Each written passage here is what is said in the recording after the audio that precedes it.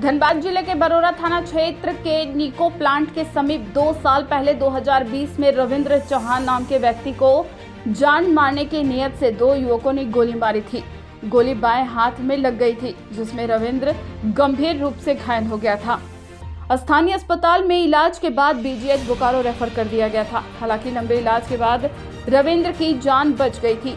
वहीं 2 साल पहले हुए जानलेवा मामले में दर्ज एफआईआर में नामजद अभियुक्त हिमांशु तथा आकाश के खिलाफ पुलिस ने कोई कार्रवाई नहीं की है।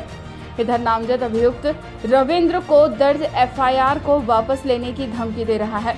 दर्ज एफआईआर वापस नहीं लेने पर जान से मारने की धमकी दी है, जिससे पूरा परिवार दहशत में है। मामले में पीड़ित ने एसएसपी को लिखित आवेदन देकर न्याय सुरक्षा की गुहार लगाई है। एसएसपी को आवेदन देने के बाद गांधी सेवा सदन में पीड़ित परिवार अपनी पत्नी के साथ प्रेस वार्ता किया। प्रेस वार्ता के माध्यम से रविंद्र चौहान ने मीडिया को बताया कि काजल देवी के साथ के अफेयर था। कुछ महीनों के बाद काजल देवी का पति सीसीएल में कार्यरत था, उनका निधन हो गया। उसके बाद काजल देवी विधवा हो गई। उसके बाद काजल देवी को पति के एवज में नौकरी की बात होने लगी।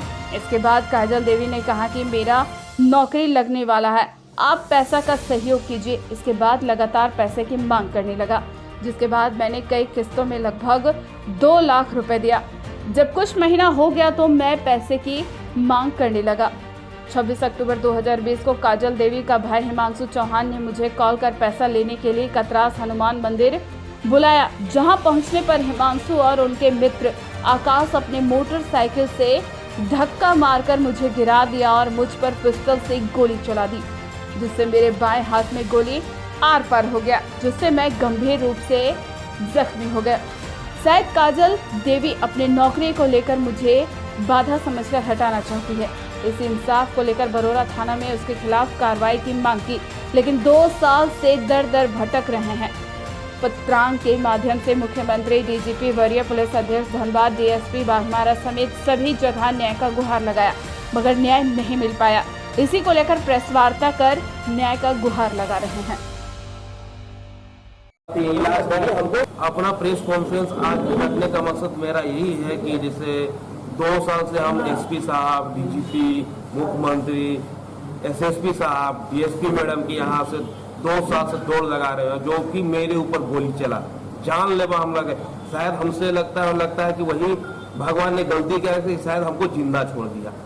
पुलिस तो चाह रही है, मर जाता तो टेंशन खत्म, सीधा केस क्लोज कर देते। पर जब इतना सबूत एविडेंस देने के बावजूद भी पुलिस अभी तक कोई कार्रवाई नहीं किया। हिमांशु चौहान मेरे ऊपर जानलेवा हमला किया, वही गोली चलाया। वजह थी कि जैसे उसका बहन से मेरा अफेयर था, उस बीच में हमसे वो 10,000, 20,000, 50,000 करके ऐसे पैसा ली, और जब लगभग वो इस तरह घींच के 2 लाख रुपए चल गए। 2 लाख जाने के बाद उसके बाद जब हम पैसा वापस मांगने का कोशिश किए तो हमको धमकी देने लगी। तो फिर हम उसका ससुराल जल के उसको बोल दिए। तो उसके बाद फिर उसका हस्बैंड सीसीएल ड्यूटी करता था, तो इस वजह से जैसे मरने के बाद उसका नौकरी होने वाला था, उसका काजल देवी का हस्बैंड के मरने के बाद तो उसका नौकरी होता। तो इस वजह से सोचा कि अगर ये जिंदा रहेगा तो पानी हो सके तो नौकरी में दिक्कत हो जाएगा, इसलिए इसका घर वाला सब षड्यंत्र करके हमको साजिश के तौर पर बुलाया। उसके बाद हमको गोली चलवा दिया। शादी से पहले अफेयर कर रहे थे, मतलब शादी हम लोग किए नहीं थे, मतलब हम लोग साथ में थे लेकिन शादी किए नहीं थे। हाँ, साथ में थे, शादी नहीं की।